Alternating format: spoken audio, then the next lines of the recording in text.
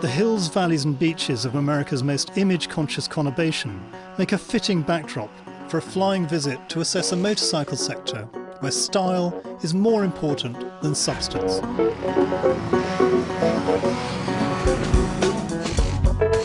Harley-Davidson as a brand has a cachet like few others. With its custom bikes, it has successfully sold a dream of individuality and rebellion to people such as lawyers and financiers who, in their professional lives, would run a mile from the bad and dangerous image that Harley now claims as its own.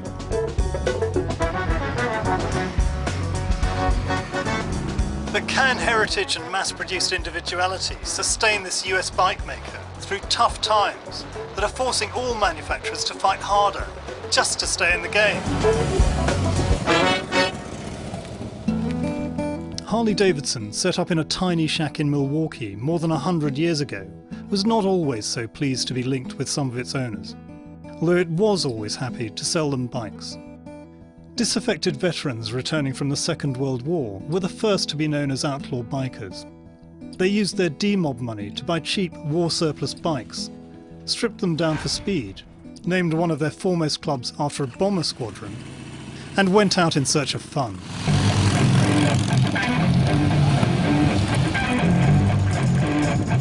Fast forward through the 60s, and helped by films such as Easy Rider, the bikers still saw themselves as outlaws, and the motorcycles themselves were getting more and more stylized.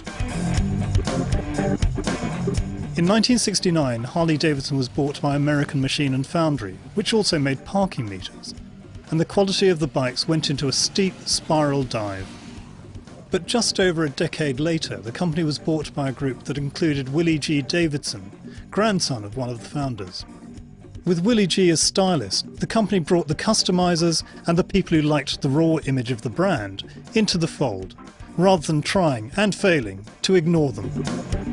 Following that road has meant that more and more of these mass-produced bikes are now sold as customs. We were the biggest manufacturer of motorcycles in 1920, and we were in 68 countries at that time. Customization was already taking place, and that it was becoming more and more of a lifestyle.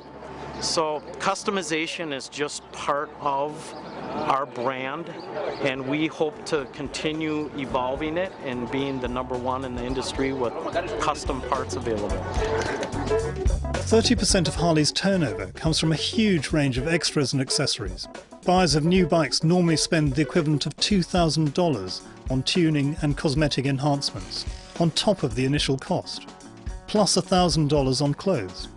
And they often spend that same total each and every year. They're really a piece of art, right? It's like a painting on a wall. Where we really focus is that we like customization that provides function, provides comfort, provides a different look, but it's still very usable. Part of the fun is the artistic ability and the craftsmanship of a lot of our customers and dealers and what they're able to create. They just keep evolving and changing. When you're walking through a rally, you truly never see two Harleys alike. Given that it's mainly about looks and image, this one, the Crossbones, rides and handles surprisingly well. These bikes aren't in the same league as the sports bikes I usually opt for, but for gentle cruising, to show off your tattoos, or even out in these winding mountain roads above Los Angeles, they are enjoyable to ride.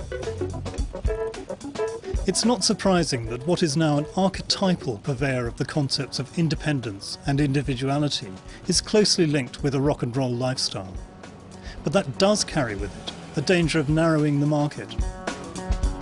Harley was forced by the downturn to pull abruptly out of the sports bikes it had diversified into, so now almost all of its eggs are in one custom-painted basket. That's a big risk, but given how much loyalty, old and new, there is to this edgy image brand, it seems there's plenty more mileage in Harley's selling of two-wheel dreams. I'm Rohit Jaggi of the Financial Times.